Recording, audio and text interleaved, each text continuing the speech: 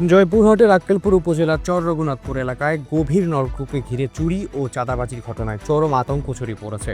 অভিযোগ রয়েছে, 1.5 মাস আগে গ্রামের একটি গভীর নলকূপের ঘরের দরজায় চাঁদাজাবি করে চিরকুট রেখে গিয়েছিল দুর্বৃত্তরা। কিন্তু চাঁদা না পাওয়ায় 1.5 মাসের মাথায় পাহারাদারকে বেঁধে সেই গভীর নলকূপের 3টি ট্রান্সফরমারের তার চুরি করা হয়েছে। বৃহস্পতিবার সকালে পাহারাদারকে উদ্ধার করে হাসপাতালে ভর্তি করেছেন স্থানীয় বাসিন্দারা। এ ঘটনার 3 দিন আগে একই উপজেলার নরদুয়ারি গ্রামে একটি ফসলের মাঠে অগভীর নলকূপ থেকেও একইভাবে 3টি ট্রান্সফরমার তার চুরির ঘটনা ঘটেছে। ধারাবাহিকভাবে এসব ঘটনায় এলাকার মানুষেরা উদ্বেগ প্রকাশ করেছেন।